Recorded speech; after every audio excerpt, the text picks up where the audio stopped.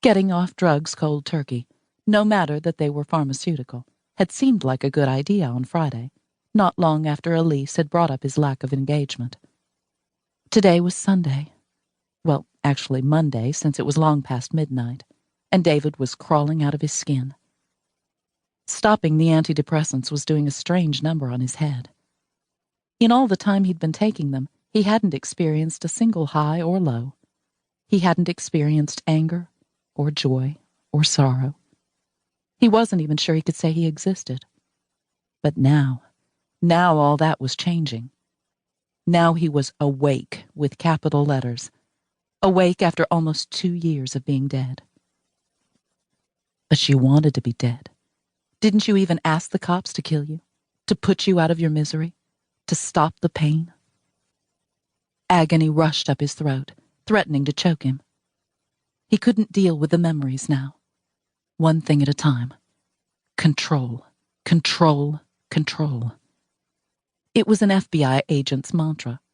It was his mantra. This was like a rebirth, a baptism. Emotions he'd forgotten existed pulsed through him.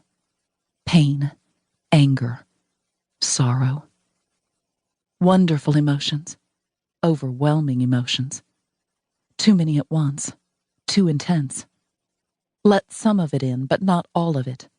Slam that door. He couldn't handle it all. Not yet. "Is there anyone in Savannah you can call?" Dr. Fisher asked. He hadn't switched psychiatrists when he'd moved to Savannah, because he hadn't wanted the people he worked with to know he was seeing a shrink, something that had turned into an issue in Ohio.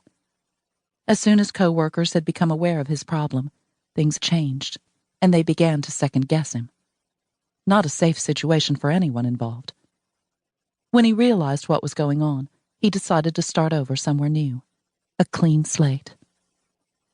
"Your partner, perhaps?" His partner? Out of the question. What would he say to Elise? "Hey, I'm flipping out and wondered if you could come over and hold my hand." "You've been working with her for 3 months. Surely it wouldn't be out of line to give her a call." 3 months. Yeah, normally you would kind of know somebody by then. "I've been a little disconnected." David was sitting on the floor of the combination living room/kitchen, back to the wall, phone balanced on one thigh. His leg was jiggling. He made it stop. The room was dark, the only light the one above the stove. "Believe me, calling my partner is out of the question."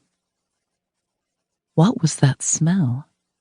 Like wood that had been soaked in urine for 20 years. And sick, fevered bodies. Yellow fever.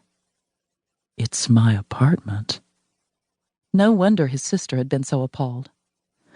"Sorry, sis."